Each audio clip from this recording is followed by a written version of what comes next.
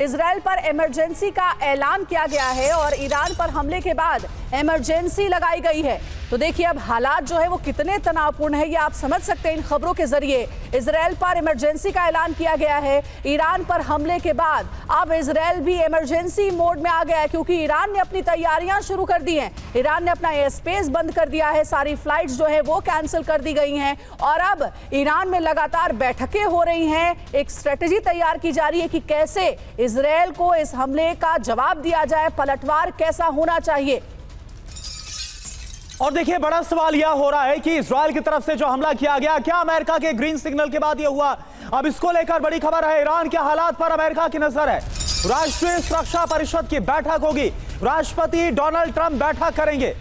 तो आप देखिए इससे पहले अमेरिका की तरफ से कहा गया कि इसमें उसका कोई हाथ नहीं है, यानी इजराइल की तरफ से जो ईरान पर हमला किया गया। और अभी यह खबर आ रही है कि अब अमेरिका की नजर बनी है।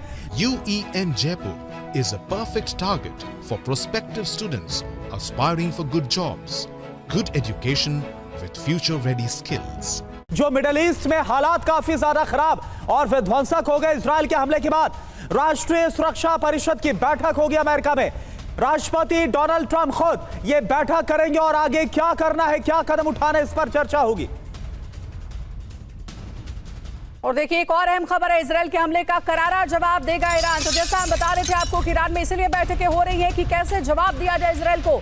इजराइल पर बड़े हमले की योजना अब ईरान बना रहा है। ईरानी सुरक्षा अधिकारी का बड़ा बयान इस बीच सामने आया है। तो इजराइल ने बहुत बड़ा नुकसान पहुंचाया है अलग अलग परमाणु ठिकानों पर हमला करके, और अब ईरान की बारी है। ईरान चुप नहीं बैठने वाला है, इजराइल को जवाब देने की तैयारी अब ईरान कर रहा है। और इसी बाबत ईरानी सुरक्षा अधिकारी ने एक बड़ा बयान भी दिया है।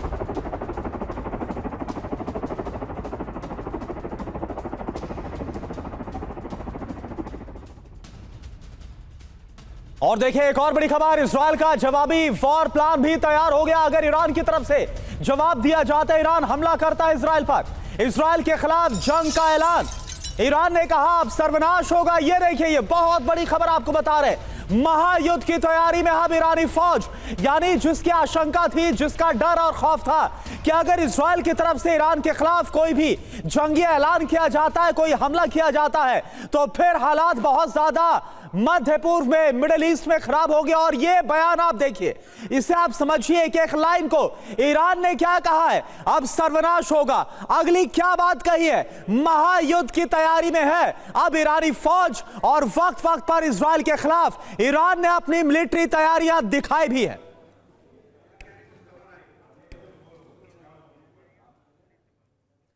और देखिए मनीष का सीधे रुख करते हैं। मनीष, आपके पास कुछ खबर आ रही है बड़ी, बताइए आप। बिल्कुल, देखिए ईरान की तरफ से ईरान के सरकारी एजेंसी ने इस बात की पुष्टि कर दी है कि IRGC chief major general Hossein Salami मारे गए। अच्छा। इजराइल के अटैक में सबसे बड़ा, अगर आप कहें कि इस वक्त इजराइल के खिलाफ जो कमान संभालने की जिम्मेदारी जिस आर्मी ऑफिसर की थी, जिस आर्मी जनरल की थी, वो थे IRGC के चीफ मेजर जनरल हुसैन सलामी। वो इजरायली स्ट्राइक में मारे गए हैं। ये बात ईरानियन जो सरकारी न्यूज एजेंसी है उसके हवाले से इसकी पुष्टि कर दी है। तो मुझे लगता है कि इससे बड़ी खबर ईरान के लिए और कुछ नहीं हो सकती है। इस वक्त जो तस्वीर जिस व्यक्ति की हम दिखा रहे हैं, यही आप कहिए कि ईरान का सबसे पावरफुल आदमी था, जो कि ईरान के सुप्रीम लीडर अयातुल्लाह खमेनी को सीधे सीधे रिपोर्ट करता था। और यही व्यक्ति IRGC को, क्योंकि ईरान में ईरान की आर्मी से ज्यादा ताकतवर है IRGC, जिसके पास अपनी आर्मी है, अपनी एयरफोर्स है, अपनी नेवी है, और इन सब को कमांड करते थे हुसैन सलामी। और हुसैन सलामी को टारगेट करके ये इजराइल ने स्ट्राइक की, और जिसमें हुसैन सलामी मारे गए। इस बात को ईरान की सरकारी न्यूज एजेंसी तस्नीम न्यूज ने पुष्टि कर दी है।